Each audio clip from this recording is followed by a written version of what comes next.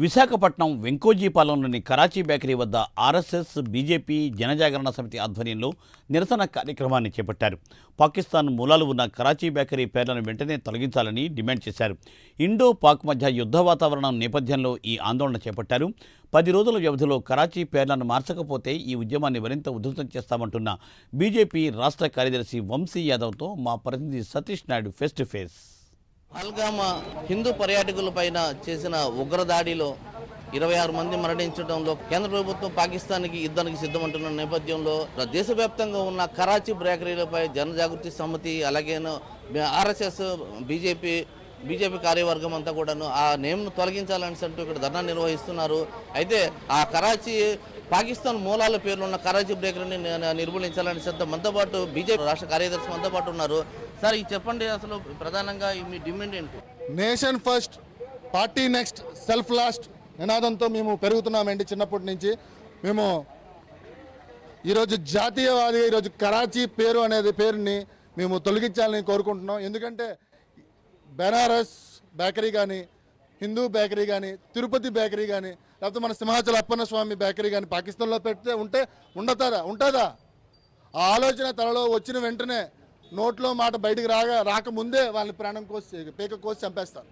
ఇటువంటి పరిస్థితుల్లో 6 దశాబ్దాలుగా కరాచీ బేకరీ ఇక్కడ ఉంటున్నా ఇక్కడ జనాలు కూడా సెక్యులరిజము, అందరం కలిసి ఉండాలనే భావంతో ఎప్పుడు ఎవరు వ్యతిరేకించలేదు. కానీ ఒక్క విషయం, ఈ ఓనర్ హిందూ కావచ్చు, లేకపోతే వేరే మతస్థులు కావచ్చు, నాకు తెలియదు, కానీ అతను గుర్తుగా కరాచీ బేకరీ అని పెట్టుకున్నాడని చెప్పారు. పాకిస్తాన్ దేశం విడిపోయిన సమయంలో మేము కరాచీ అనే పేరు గుర్తుగా నేను ఇక్కడ వ్యాపారం మొదలు పెట్టుకుంటున్నాను, కరాచీ బేకరీ ఇక్కడ పెట్టుకుంటున్నానని చెప్పి మా మిత్రులకి ఎవరికో తెలియజేశారంట.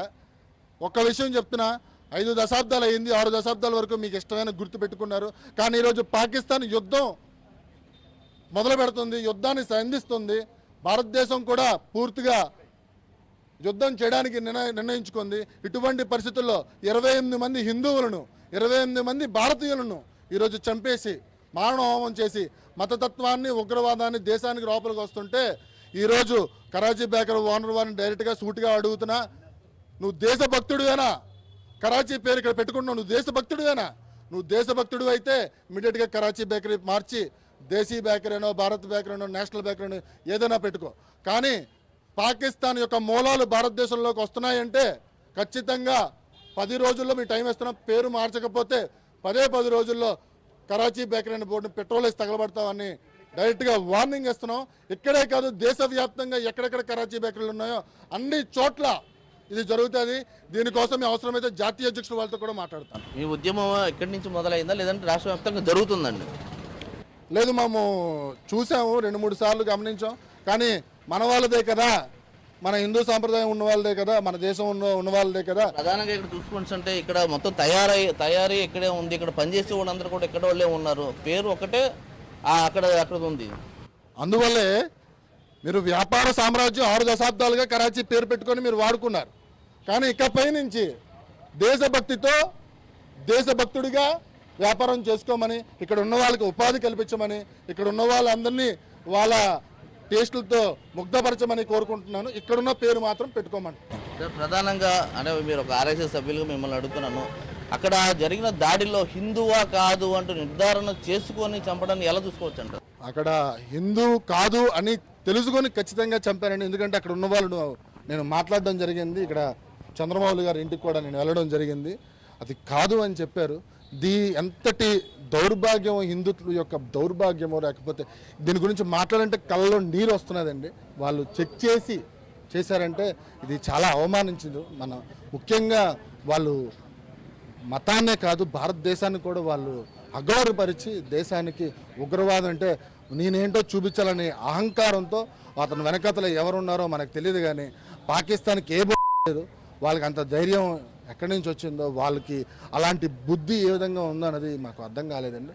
కానీ ఎవరైతే ఈ కార్యక్రమాన్ని చేశారో వాళ్ళందరినీ, పాకిస్తాన్ అనే దేశాన్ని, అవసరమైతే భారతదేశ సైన్యం, నాకు నమ్మకం ఉంది, భారతదేశ సైన్యం పాకిస్తాన్ అనే దేశాన్ని ప్రపంచ మట్టంలో లేకుండా చేసే శక్తి మనకుంది. ఈరోజు వివిధ దేశాలు మనం చూస్తున్నాయి ఎలా మనకు మద్దతు ఇస్తున్నాయో.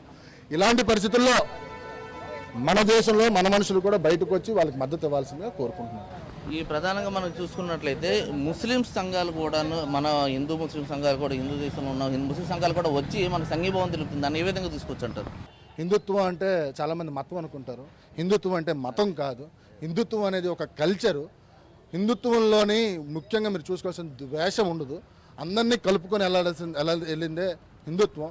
హిందుత్వం అనేది ఒక మన సంప్రదాయం, మన దేశంలో కట్టుబాట్లు, వివిధ రాష్ట్రాల్లో ఉన్న సంప్రదాయాలను ఏకం చేసేదే హిందుత్వం. అందరినీ కలిపి ఒకే దగ్గర ఒక తాటికి తీసుకొచ్చేదే హిందుత్వం. ఇలాంటి హిందూ దేశంలో పుట్టడం మా అదృష్టం. ఇలాంటి హిందువుగా నేను బతకడం ఇంకా అదృష్టం. నాకు మద్దతుగా నా ముస్లిం సోదరులు కానీ క్రిస్టియన్ సోదరులు కానీ నాకు రావడం ఇంకా అదృష్టం.